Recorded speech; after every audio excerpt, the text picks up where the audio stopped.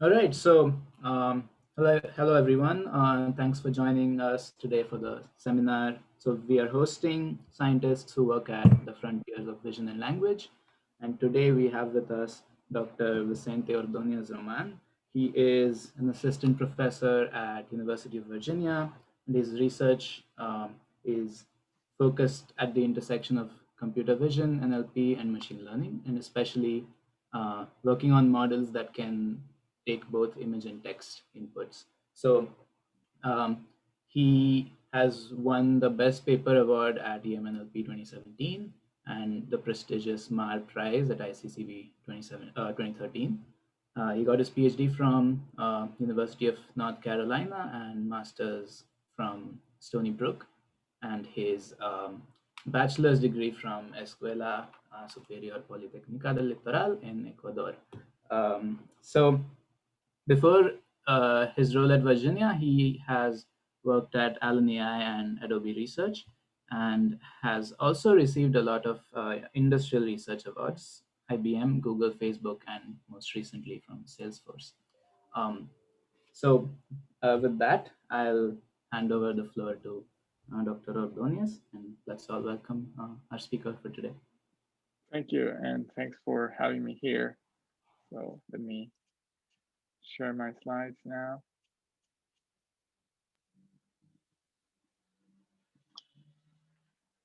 Right. All right. So let me know if there's any issue. I'm assuming things are fine.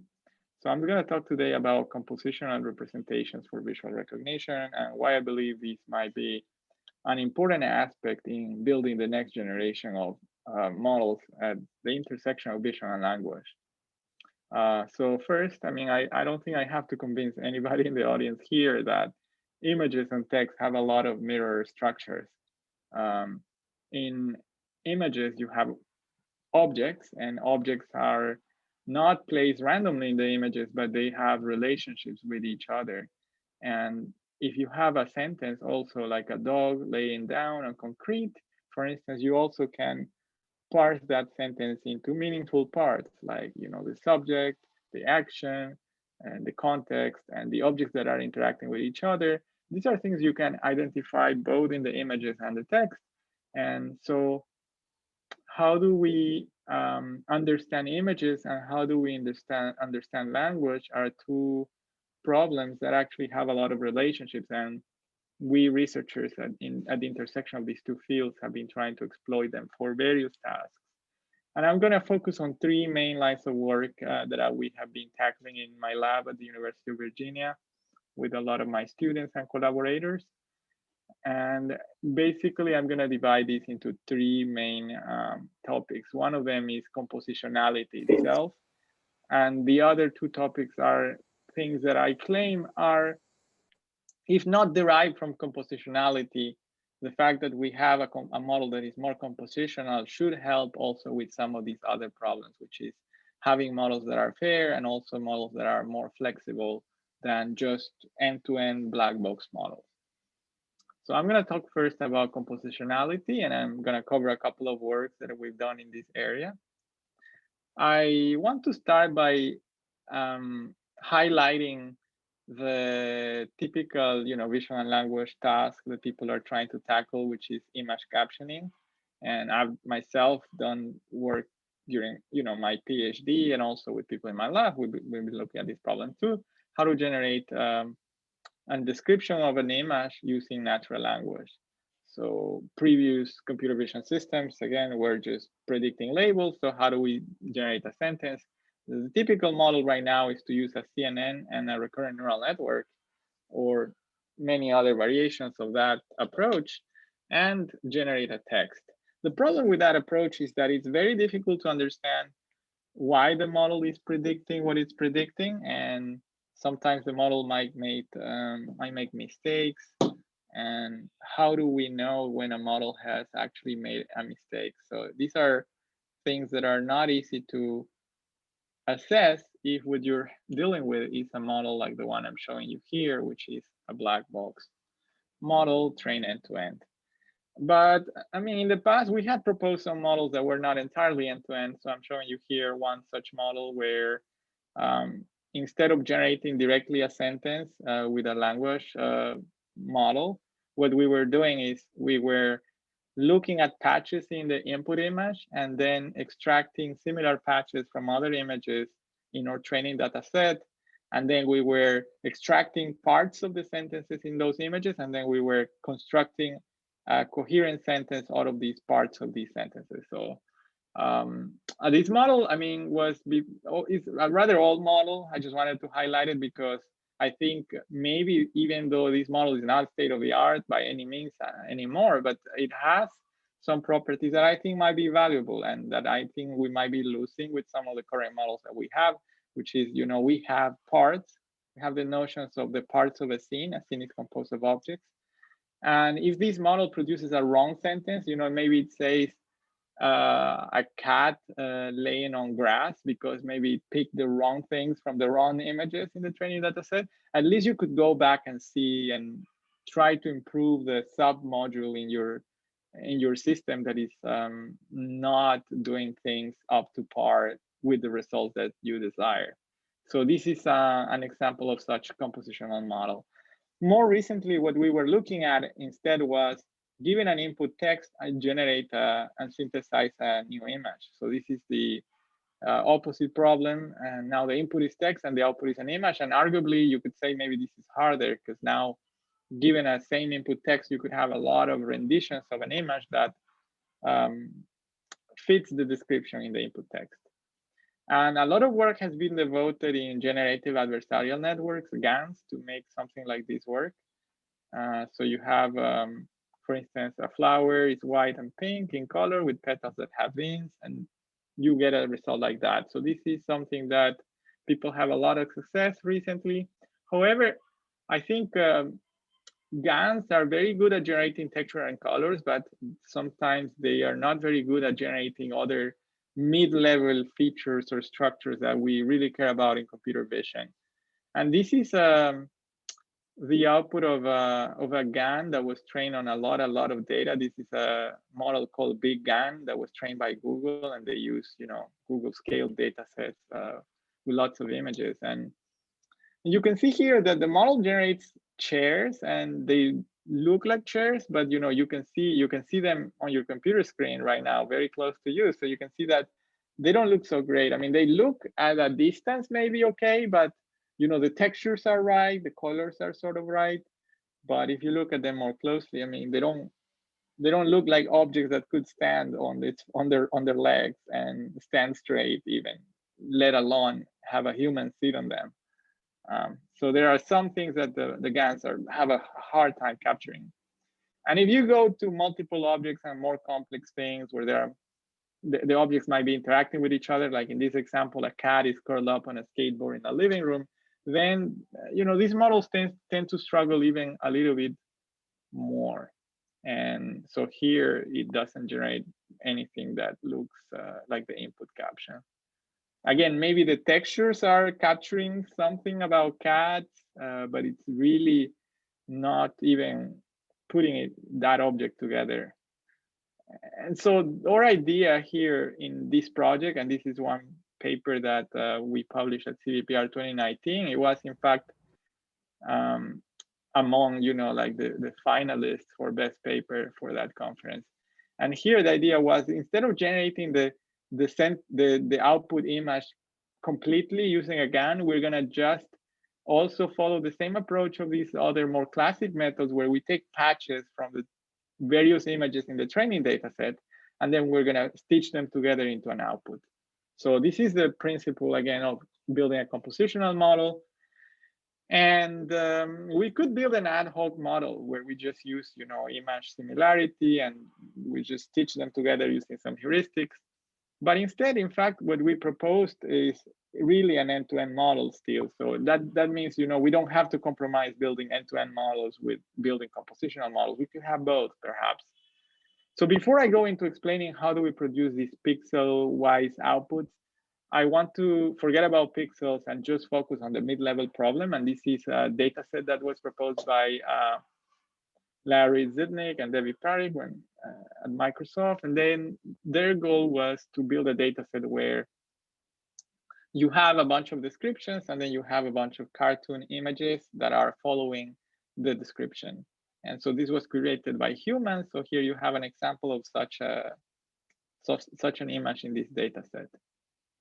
And our idea was to, instead of treating this as a GAN prediction where we train a conditional GAN, we're going to train this as if this was a machine translation model instead, where we take the input sentence, we feed it into bidirectional GRU or LSTM, and then we obtain a representation from the sentence.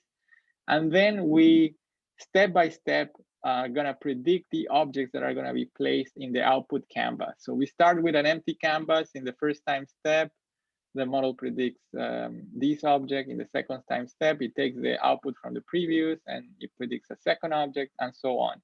So now the decoder here is not just a GAN, it's a model that sequentially places objects. It has explicitly the notion of objects in the model.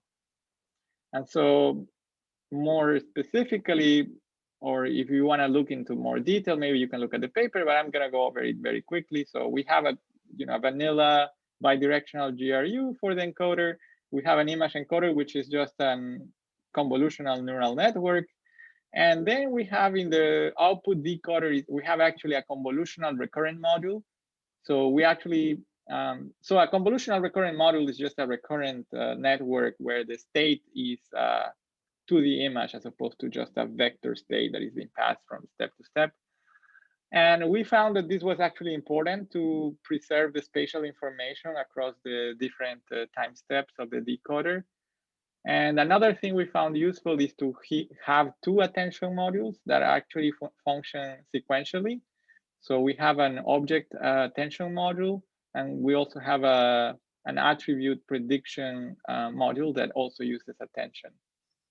So our model is optimizing this objective function, which has three main components. It has a loss that makes sure that the objects that are predicted are the correct ones in the training data, and also that the locations are correct, and also that the attributes are correct. And the attributes here are things like, for instance, in the case of people in this data set, they have various attributes like person smiling or sad or surprised or sitting or standing. So these were modeled as attributes. And some of the other objects might have not as many attributes. I mean, I think there were several size attributes also that were supported in some of these objects. So different objects have different sets of attributes in this data set. And another thing we had was these two regularizers that were important. At the time we worked on this, we thought that, we were onto something, but then we found that apparently people in machine translation had already thought a lot about similar regularizers, which what they do is encourage that attention weights are distributed fully over the input text. So this is because we were noticing that if we didn't have that regularizer, what the decoder would stop predicting objects, even though the predicted objects in the output canvas haven't covered yet all the objects that are mentioned in the input text. And sometimes the model will do that in its effort to optimize for things like accuracy.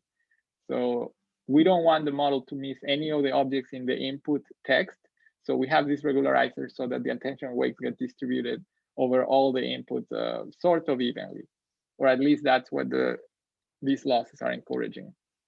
And let me show you an example of how for how this works. So for one example, so you have this input text, you start with an empty canvas, and then as you go into the first time step, the model looks at a bunch of input words, and it produces the sun. I mean, this is almost a trivial step that the decoder learned to generate for a lot of images, just because the sun is very common in all these images.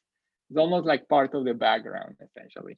And then, in the second time step, the object attention weights look at Mike and sitting and sandbox, and the model decides to place the sandbox. And the attribute attention module looks at a couple of other words, apparently, and it decides to place the sandbox. Usually when there is a sandbox in this data set, it's usually in the middle of the scene and sort of in the bottom. So I don't think the attribute attention here is doing anything clever. In the next time step, the object attention looks at Mike, Jenny, and sitting, and at these three words, and it decides to place Mike. Once it decides to place Mike, it looks at the words. The attribute attention looks at words that are relevant to Mike, like Mike holding a hot dog, and it decides that to place Mike with these attributes where Mike is looking like he's holding something, right, with a hand like that. And so in the next time step, again, like the model decides to place Jenny, and then it decides to place Jenny like she's holding something as well, because the input text also mentions holding, and so on, and it places the rest of the objects. So Mike is holding the hot dog, and Jenny's holding the shovel, and at some point the model will also output the end of sentence, or in this case it would be the end of scene token, which signals that the scene has been fully generated. And one interesting thing we found as we were training this model, and you can look at our code and our data set, and we even have a live demo for this, where you can try different inputs and see what the model generates, is that the model is very good at using space, for instance, like it never pastes Jenny on top of Mike. I know that never happens in the training data set, but the model is really good at handling these spatial relationships. Also, the model does it very good at balancing like the placement of the objects around the scene, so that it's not too cluttered somewhere, and then like something like a degenerate model might happen, like where all the objects are on the left of the scene or something like that. We never see those kind of things. The model is very good at placing. It fails with maybe some high-level semantics, but it's in general very good with placing objects around the canvas. And again, you can look at our code, you can look at our live demo. It works on your phone. So if you go to vislang.ai and then you click demos and then you go to text to scene, you will be able to input things there, and it's working right now. We have it hosted on the cloud. It's a little bit slow though, because we don't have a budget to be running 24 hours GPU node. So this is running on a CPU, and the convolutional GRU is really killing it. So it's a little bit slow, you will notice that. But it does work. If you're patient, you will see results like this. Here's one example. It says Mike looks at Jenny, Jenny looks at Mike, Abel looks at Jenny. And so you can see that the model generates, Jenny and Mike, they look like they're scared, even though the input text doesn't mention anything about the state of mind of either Mike or Jenny. But it's interesting that the model picks the attributes in a way that makes sense for the image as a whole, for the scene as a whole, given the context that there's a bear also in the scene.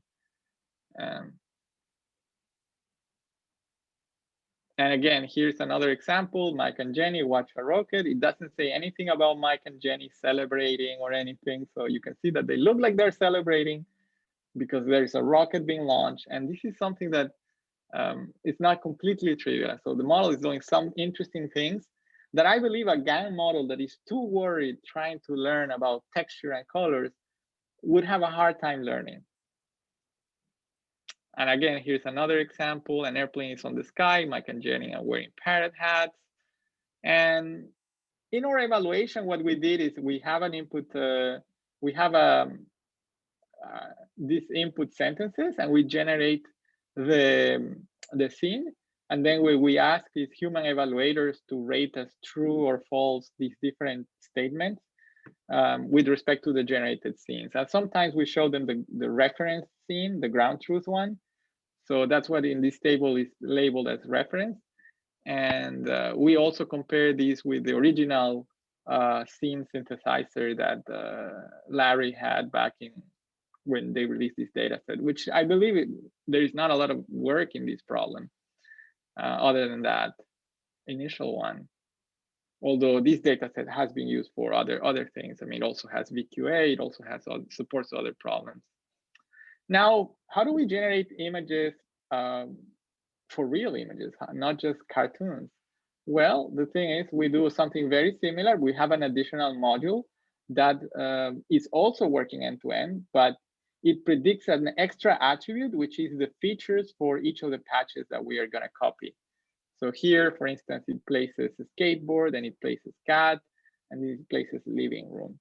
So you can see that this is the example I had given you before, where Big GAN wasn't quite doing much better job than these. And we also apply some post-processing, very small post-processing, when we basically did in painting, because when we are working with this real-world data set, we don't have like a generic background, but we also let the model generate the background by putting patches in the background. And you can see it works out pretty reasonably well. And there are not a lot of patches that end up empty. And so we do have to do some in painting, but in a lot of cases, it's surprising how even for this more realistic scenario, the model is able to lay out things very well so that there are not empty regions. Here's another example where there are 3 zebras walking in a line in dirt, and I'm showing here some of the attention weights as we generate these. And again, we do some small in painting at the end. You could also feed this into a GAN and maybe generate a more realistic output. At the time when we worked on these, I mean, the other GAN methods that were dealing with datasets like COCO were they didn't have as good results, but also, you know, our method will also fail in other ways, of course. But when we did get good results, it seems like people had a strong preference for the kind of things our model was generating. 75% of the times people prefer the outputs of our model, although admittedly it's very hard to evaluate these kind of outputs. And there have been other work since then. I mean, we have been tracking some of them at Google, and you know, people at UC Merced, John Say had a paper at ECCV 2020, and they are following a similar approach. They also have pretty good results, but they also use GANs. But they don't use just GANs. Or one of the things in our work, we didn't use GANs at all. We wanted to just get away with a model that doesn't do GANs.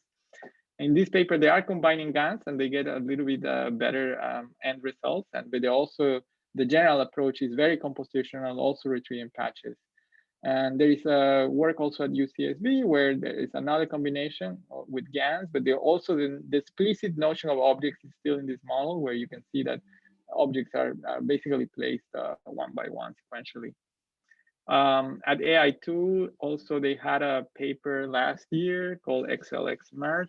And in this paper, they're also using somewhat compositionality, and they're generating increasingly better results. And I guess everybody probably is also aware of DALI, which is this OpenAI system that you input seemingly very complicated inputs. And I don't think a lot of information has been released about, you know, evaluation or how the model works. But I think in their blog post, at least from what I read, it's not just a GAN, that is not just a conditional GAN, but they're also using a transformer model essentially to place feature representations in a 2D canvas that then are decoded to a variational autoencoder at the patch level to generate this coherent output.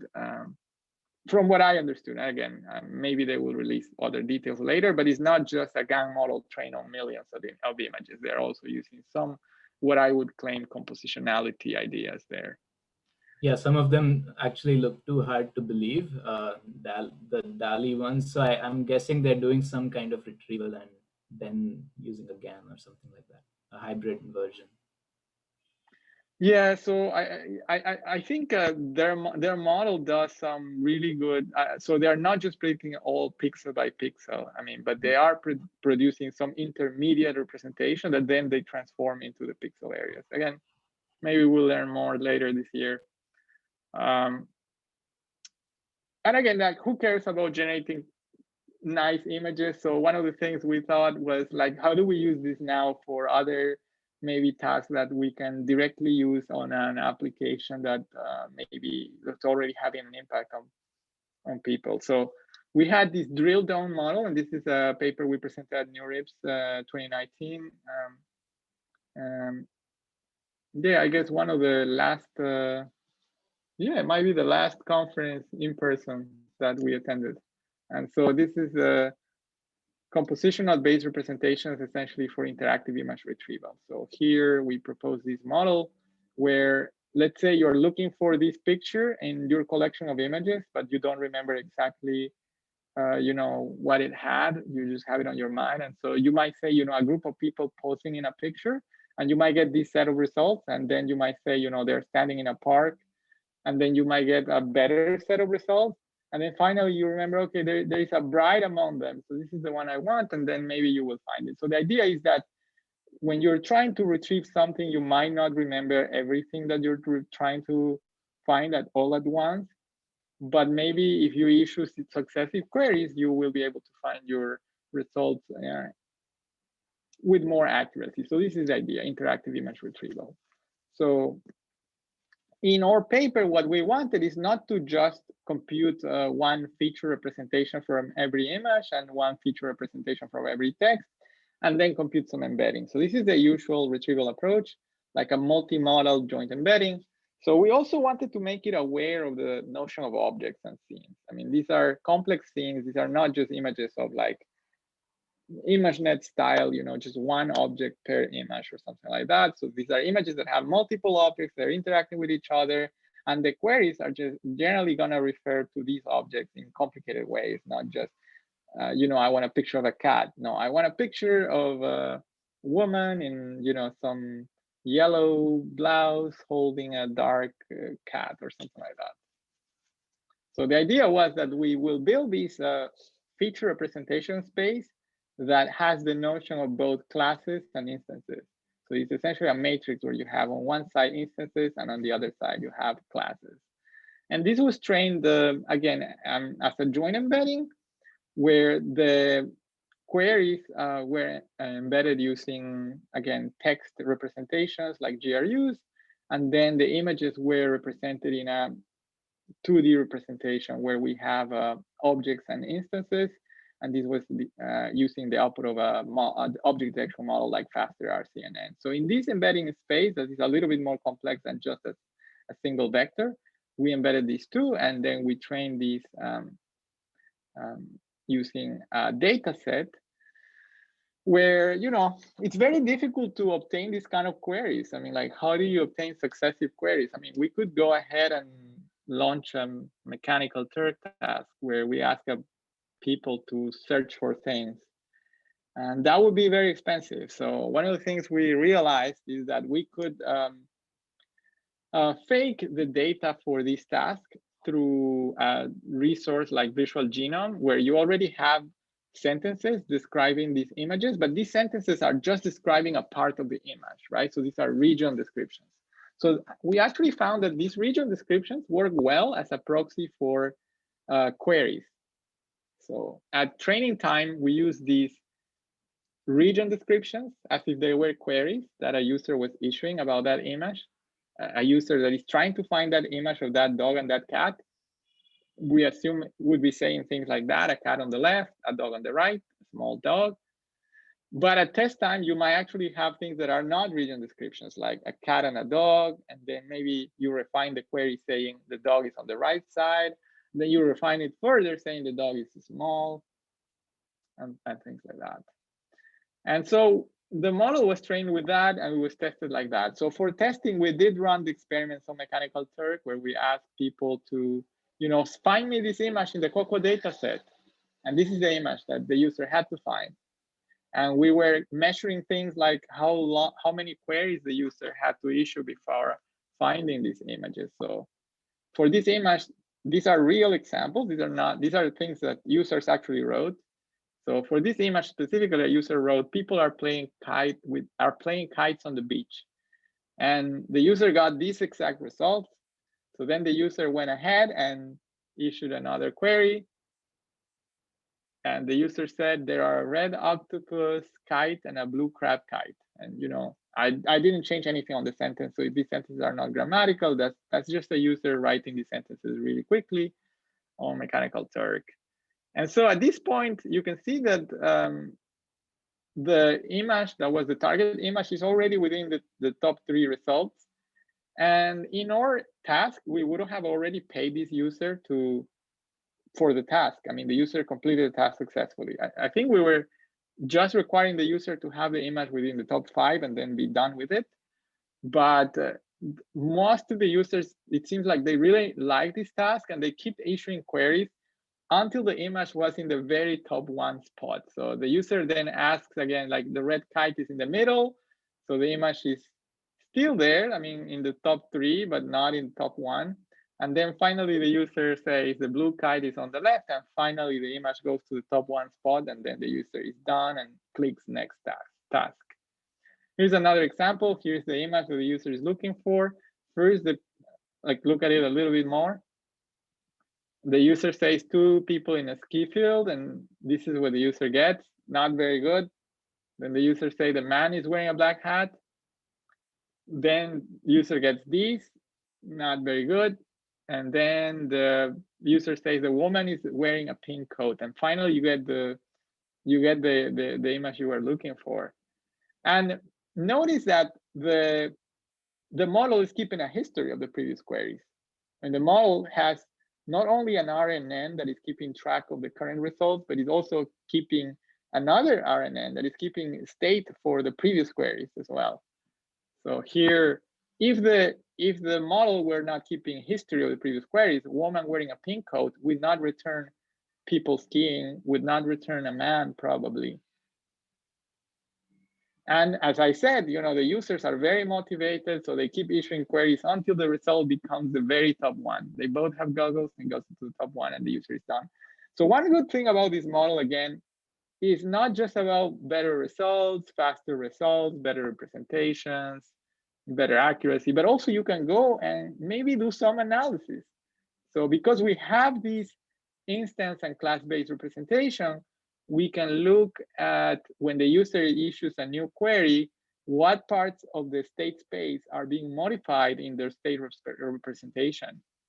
So we can see here that, for instance, in the first time when the user says a child in a stroller, this red part of the embedding that we represented in red color, and we're represented in red also with a red box in the image, is the part that is being modified in the feature space. Then in the second time set, when the user say plants growing over railing, then it's this like green area of the embedding space. And you can see so on how the different queries affect, which are the different queries that affect the same feature space, roughly speaking. And what are those corresponding regions in the image? If you want some interpretability of your model, again, compositionality might be a way to get there. And here's another example. I won't go over it because I don't want to talk too much about one single project. And all results where we have a lot of results. I mean, people were able to find their desired image within their top 5 results more than 70% of the time. Issuing more queries always helped. That's another thing I want to remark, because it could also be that as you issue more queries, you get farther and farther away from what you were initially looking for. That doesn't seem to be the case almost ever in any of the examples we saw. So the second topic I wanted to talk to you about is unfairness. And I think it's a little bit related to compositionality. And I'm going to talk about some project I undertake when I was still at the Allen Institute before I started my job as faculty. We were looking at activity recognition, and we were especially looking at activities that were underrepresented in the data. We have one activity was carrying, and we had a lot of images of people carrying things like backpacks, but not a lot of people carrying tables. Even though tables was itself not a very uncommon category. There were a lot of images of tables, people eating, usually they eat on a table, or, people having a discussion, around the table. I mean, there are a lot of activities where a table was involved, but not carrying. So we found that the model was not doing very well with some of these very underrepresented categories. And one of the categories we also had was images of people cooking, so cooking or not cooking. And so we looked at some of the other like sub groups within this part of the training data set, where the model was not giving us as satisfactory results as other groups. And in the case of cooking, I mean, what was overrepresented in the data set was women. There were more women cooking in the data set than there were men. And so we train a model on this data set, and the model gives us some accuracy on the cooking data set. But we also found that,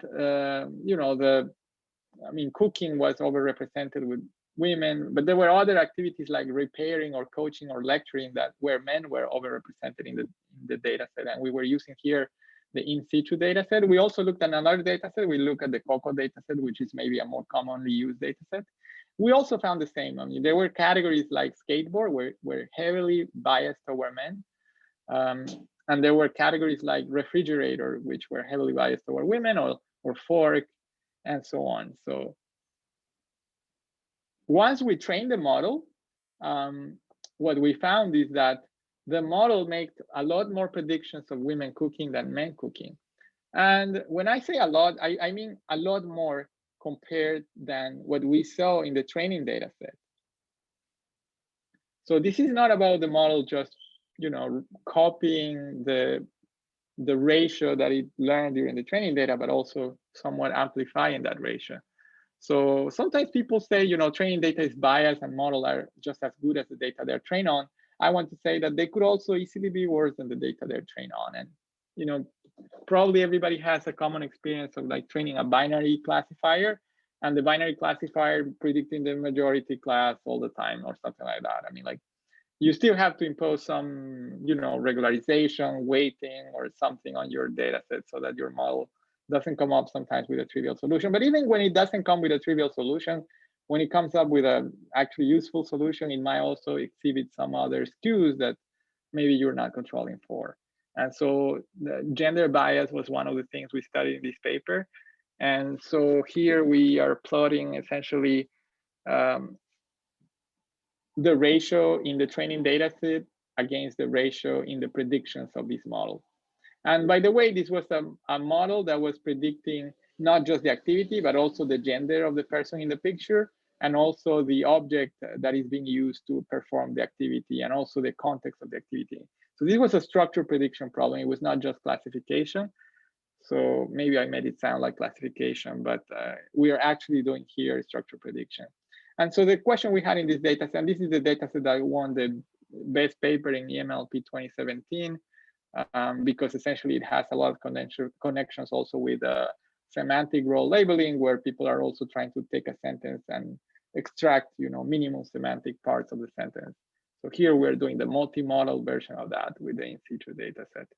So what we decided to propose here as a way of mitigate this problem, not really solve it, was to make predictions with the model, but at the same time have another regularization. In this case, we applied Lagrangian relaxation. We had this extra term where during inference time, we try to keep the training ratio of men to women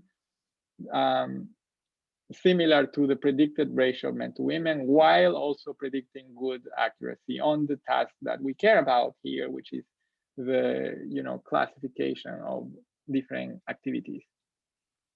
So if you train the model, I mean, the data set had men cooking at 33% and women cooking at 66. The model that was trained was predicting them at these different ratios, 16 to 84. And after we apply or fix, we obtain a model that had a ratio was 20 to 80. So it's a little bit closer to the ratio in the data set, but still not fully satisfactory. And this is a model for which the classification accuracy for category or activity recognition is equivalent. So we can apply these constraints more strongly, and we could come up with a model that maybe will get us the same ratio, but the accuracy of the activity recognition will be much worse. And again, this is the model after debiasing. So you can see that the ratios become a little bit closer to the ratio of how the data is distributed in the training. More recently, we had this other different paper. I mean, this is at ICCV 2019, also probably one of the last conferences in person I was at. And here we are essentially, I want to go over this quickly because I want to talk about some of the other projects, and I feel like I'm running a little bit slow. But there are other there are other in this problem right here. Essentially, we're looking at just classification of object classification and activity classification. We're not doing structure prediction anymore. I mean, gender is not even one of the output variables in this model. But what we found is that the model still had some notion of bias. In this case, what we found is that we could predict whether there's a man or a woman in the picture in these images, even without having access to the image itself, just by looking at the annotations of what objects are in the picture. And we could obtain actually quite high accuracy that way. And especially what we found surprising is that if we train a model to predict the objects in the scene, and if we use these predicted object labels, we are able to guess whether there's a man or a woman on the picture from the predictions of the model that was trained on that data than from the data itself. So that was one of the surprising things we found.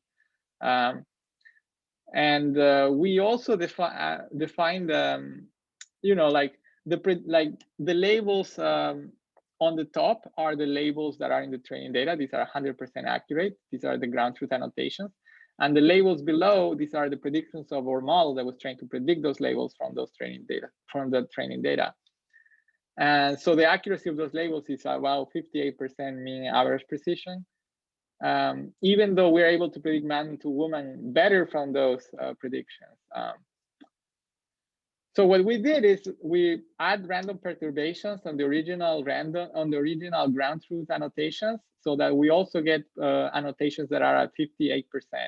So the idea here is that we have on the top annotations that are 58% correct, and the other percent, they are incorrect because we added some random perturbation.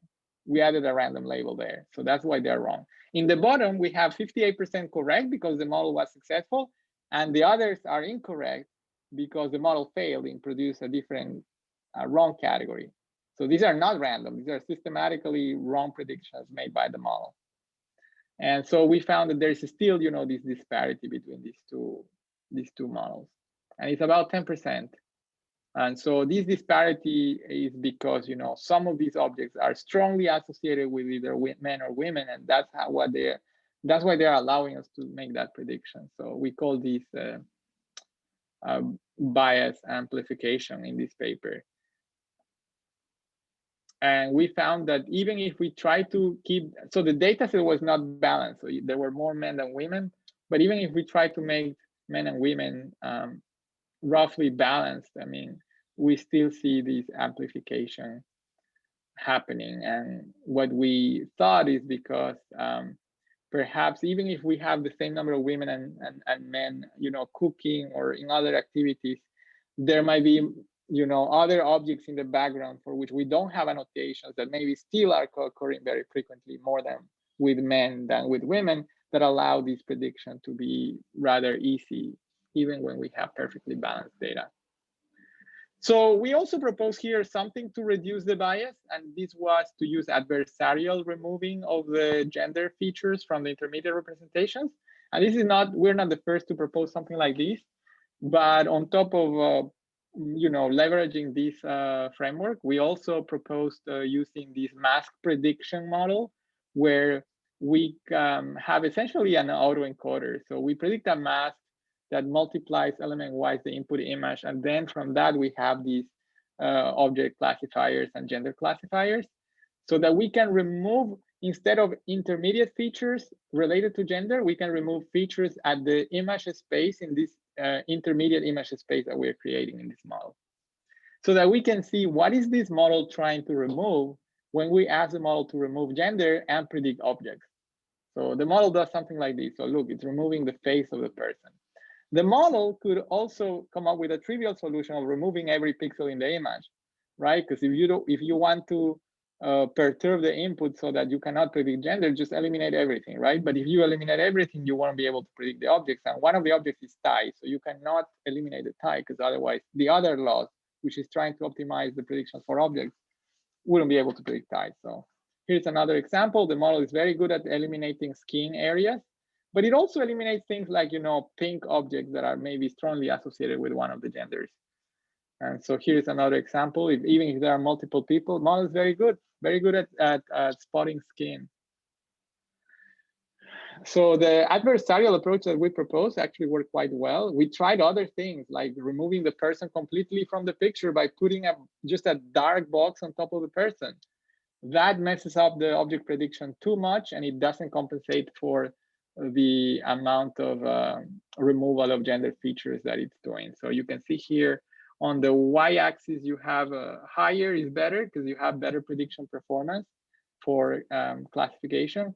And on the x-axis, you have bias amplification. So that means that the farther you're toward the right, the more your model is amplifying the bias in the data set. So removing the gender features from the convolutional 5 layer in a ResNet 50 model was the best.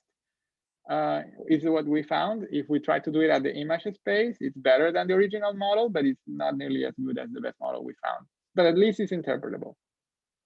Again, we have a demo, we have code. You can go there, you can take a selfie and with your phone and see what the model is trying to remove. And here are some examples of pictures we tried. I mean, you can see the model, what the model is doing. Again, I encourage you to try it. There's a lot of work in the area of fairness in machine learning and NLP.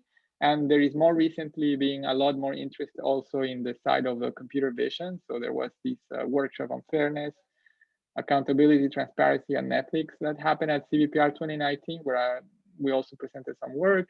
I'm also going to be giving a talk at CVPR 2021 at the Responsible Computer Vision workshop that is going to take place. There's another workshop also. There are actually 3 workshops at CVPR 2021 dealing with topics in this domain. There's a Responsible Computer Vision workshop, Beyond Fairness workshop, and the workshop on fair, data efficient, and trusted computer vision. So if you're interested in these topics, I mean, these might be the venues you want to look at. And I want to touch a last topic if I have the time, so I'll try to go quickly, which is flexibility. And this is something I'm really excited. It's a lot of work we're doing.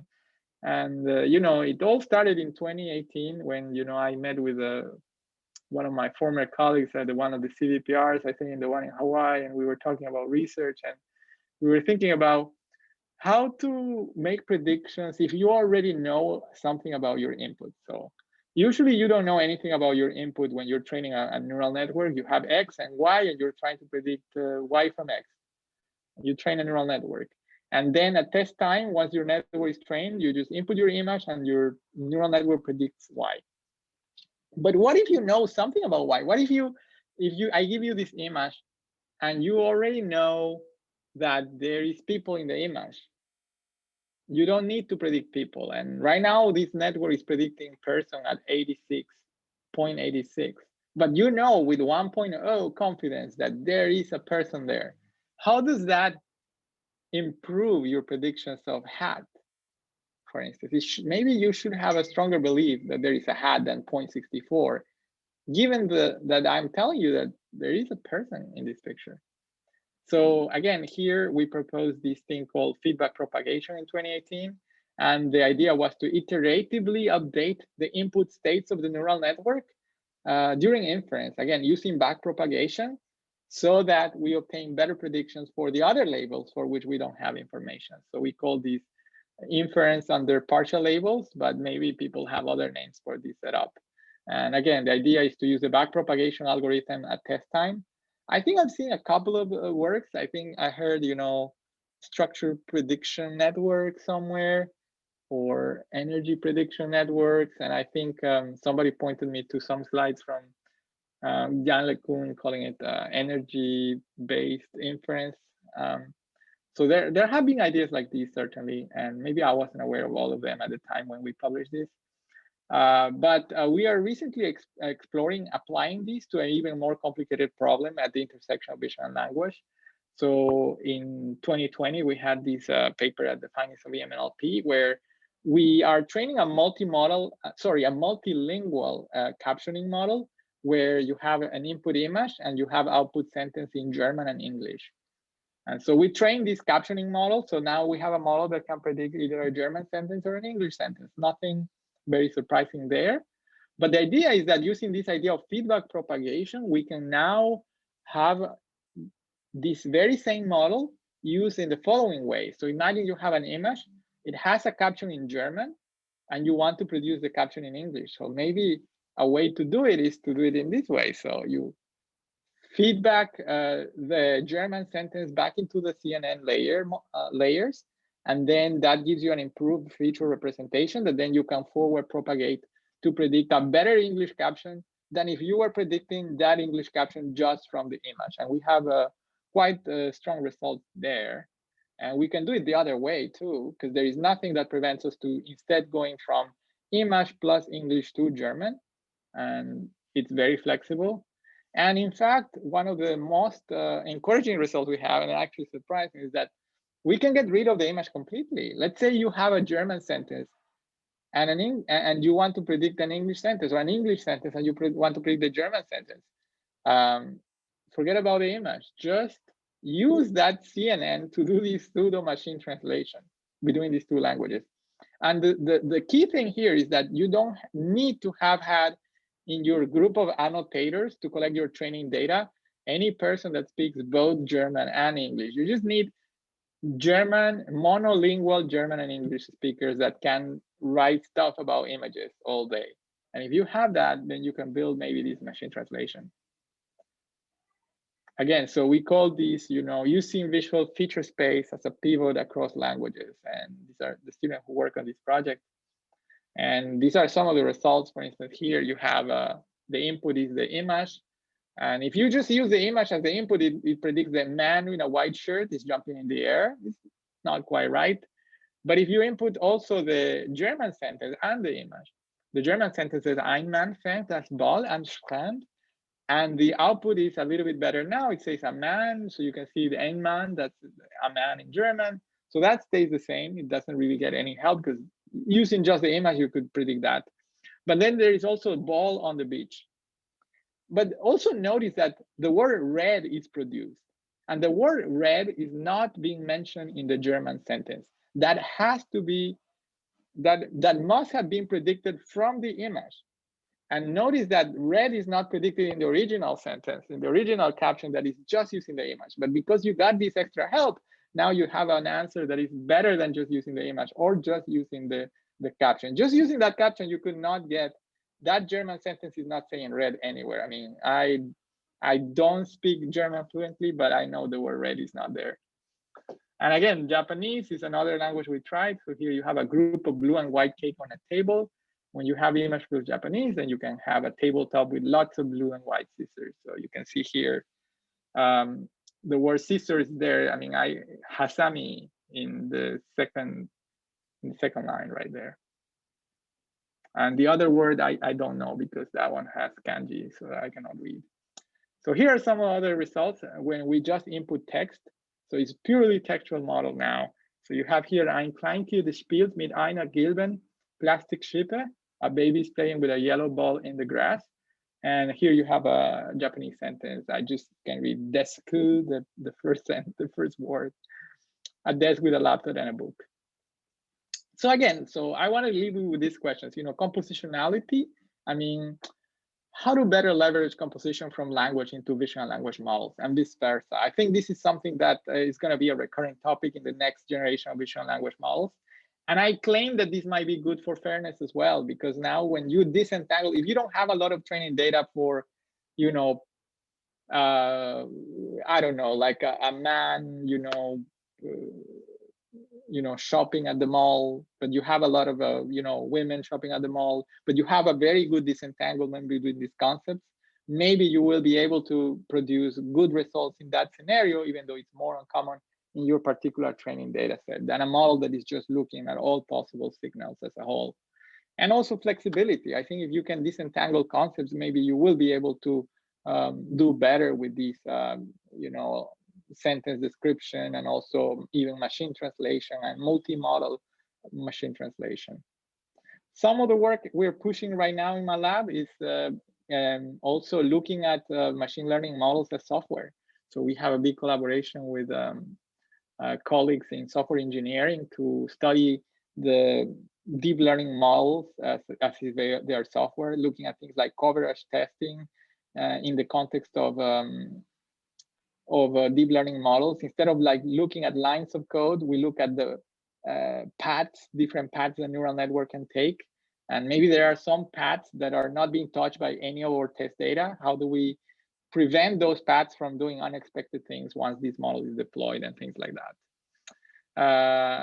I mean, like when it comes to fairness, I think just coming up with better solutions for balancing your training data might not be the long-term solutions. There are some critical applications like face recognition where there are many other considerations to make about the problem, about the risks involved. So we have this other white paper we wrote with Eric Miller, Jamie Morgenstern, and Joy Bolamwene on what are the societal technical challenges in this domain and what are possible solutions. And we outline one very specific one in this white paper.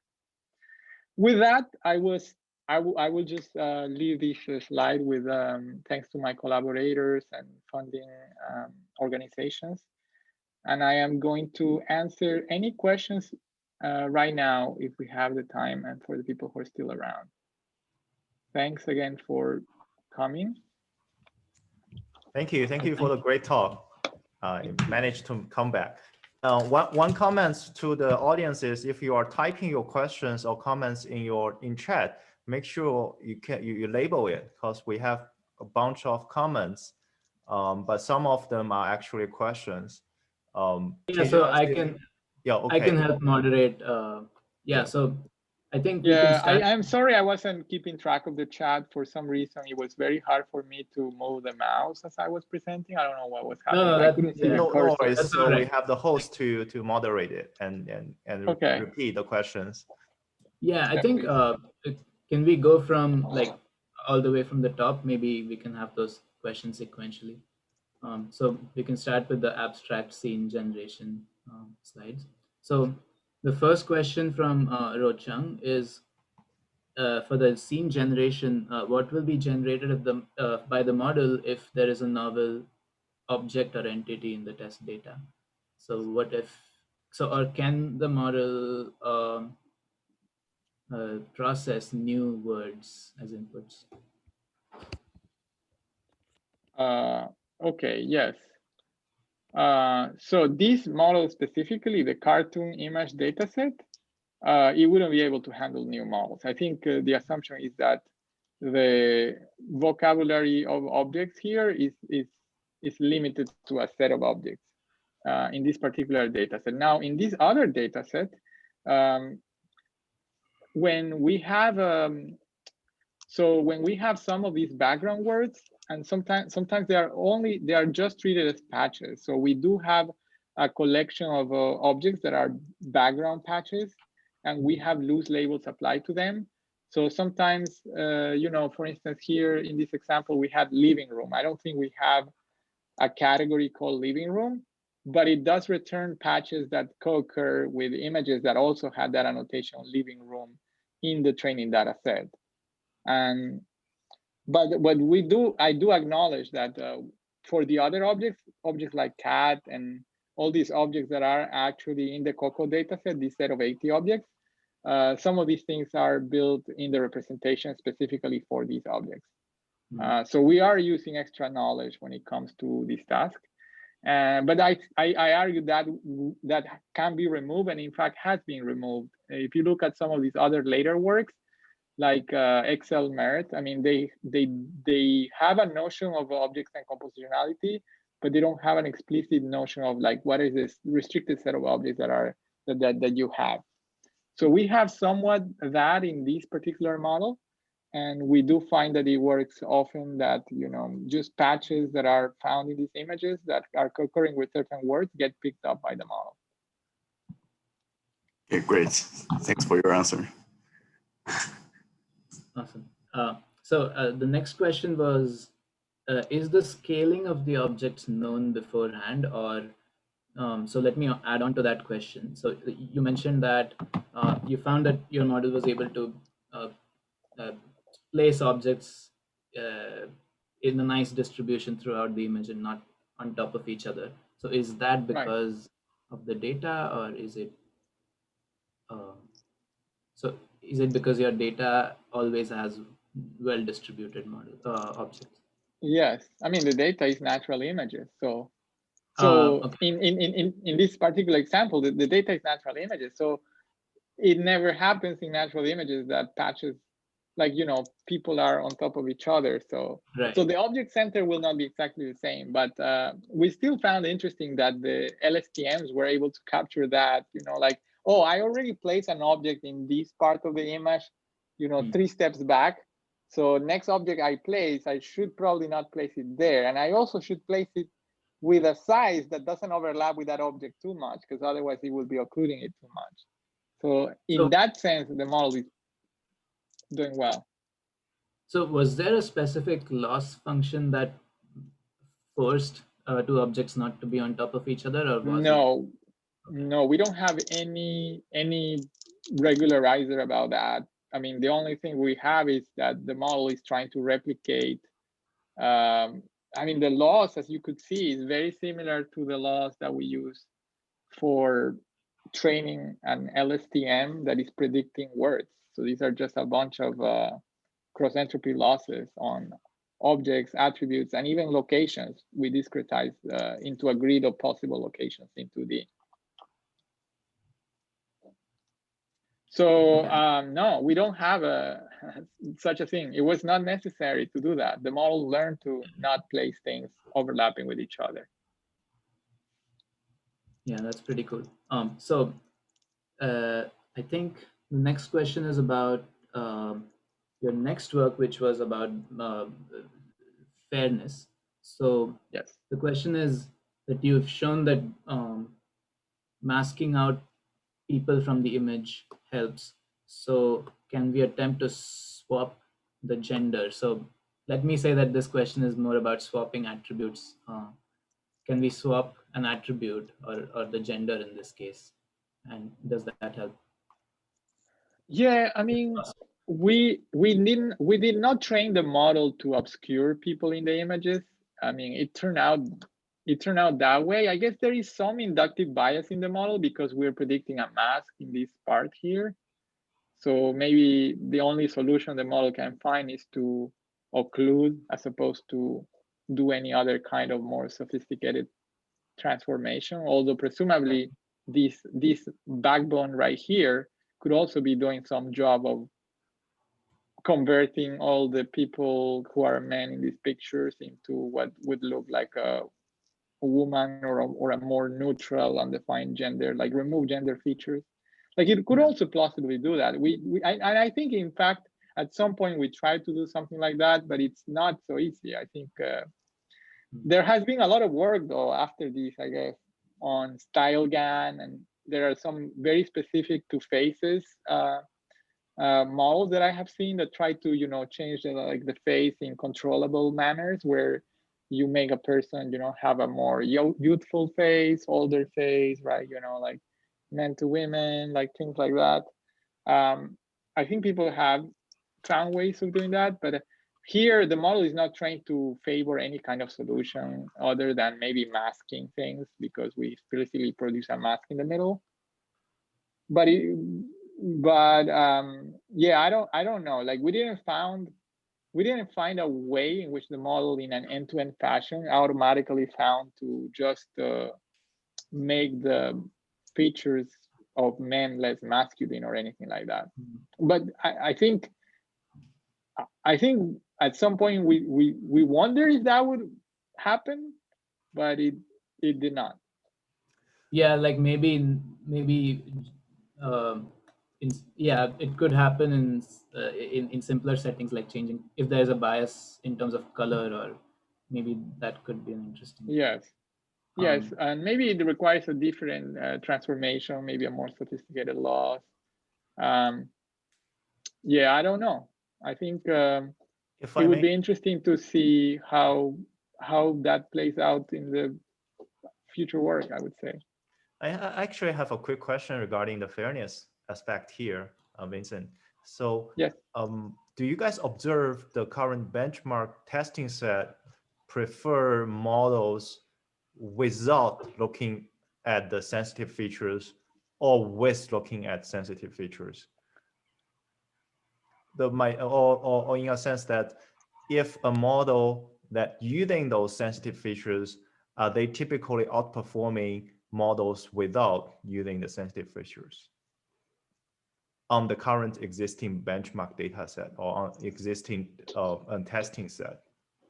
Yes. Okay. Let me see if the conversation you're trying to have is related to this. But I mean, there is a lot of discussions in the fairness in ML community about, you know, not using the sensitive features as a way of protecting yourself from your model utilizing bias. And the usual discussion goes into, well, even if you don't have the sensitive feature, the model is still able to infer the sensitive feature if your other variables are sufficiently correlated with the sensitive feature, right?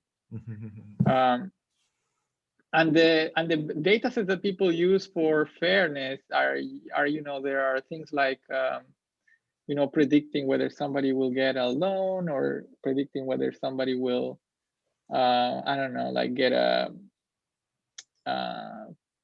you know, like, yeah, get a loan. Like, I mean, there's a couple of data sets that people use that are not image based. I mean, they're mostly, you know, a bunch of attributes, like almost database style data sets where people sometimes try obscuring some variable or other. But in images, this is very difficult to do because, you know, in images, you have people with objects. So how do you hide the sensitive variable from the input? I mean, people in the images. Yeah, indeed. Actually, I gave a talk at UCLA, and Jerry, the student Right. from, they were asking the same question, whether you observe bias in the original VQA dataset. I don't have any first-hand experiment results at that time, but I believe there, I mean, like you said, image is really hard. Image is the direct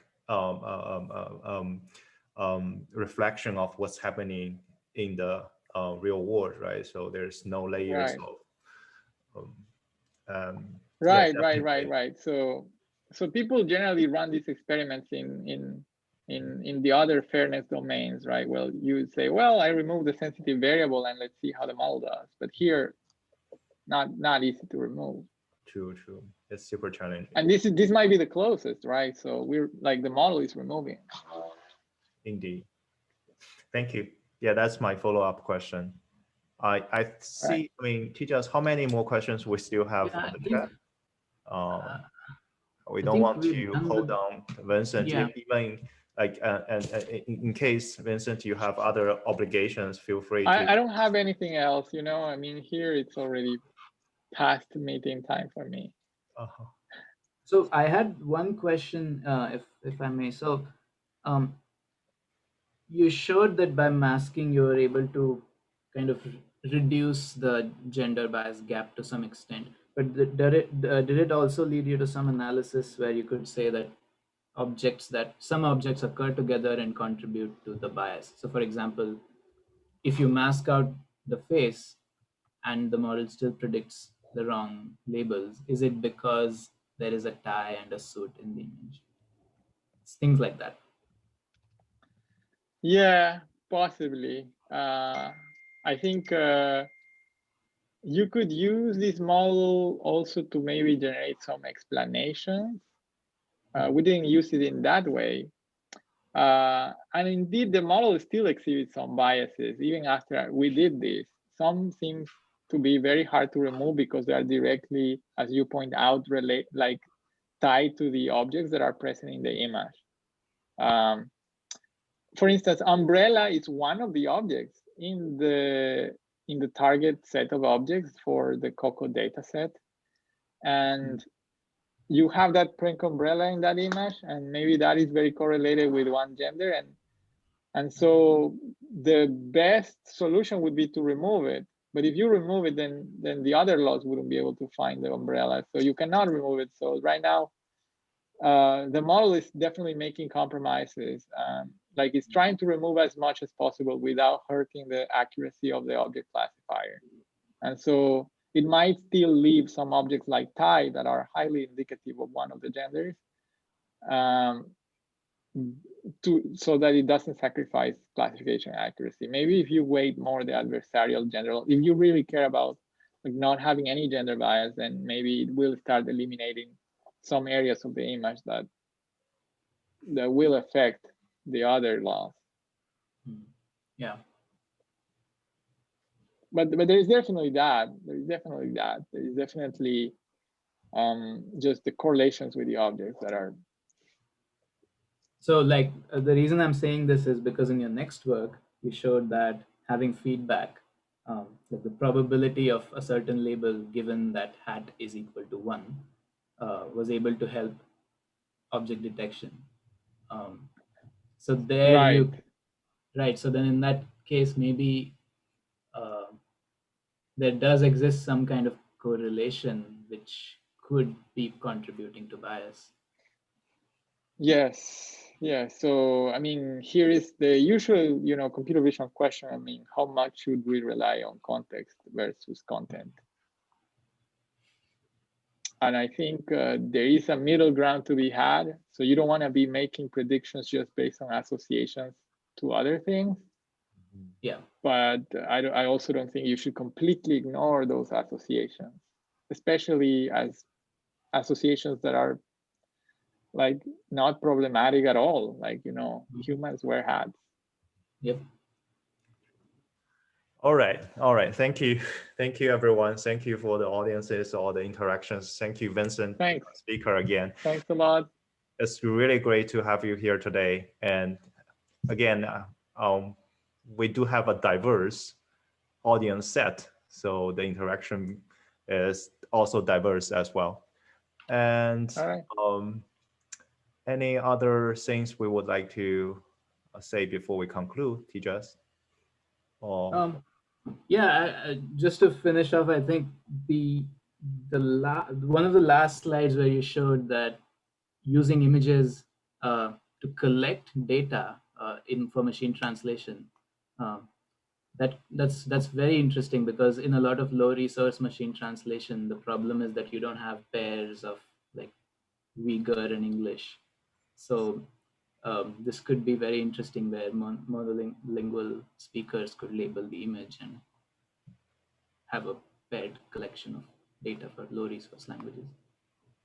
Yeah, and also at a higher level, somewhat this is the first work I actually encounter that VNL research contributing back directly to a pure language task, right? So this could be the future avenue that with more and more VNL. Yeah, I mean, I don't want to claim we're beating yet pure machine translation, but I hope techniques like these bring that goal closer, right? Yeah, this VNL data sets contributing back to the pure L or pure vision tasks will be interesting to see in the future as well. Thank you for introducing this direction to us as well. All right, without further delay, it's already, I see on your screen, it's 8 p.m. already. So thank you again for All right. spending time. See you. Thanks. And Bye. see you next time, hopefully in person. Bye-bye. Yes, hopefully. Bye. Thanks. Thank you so much. Thanks, everyone. Thank you, Tejas.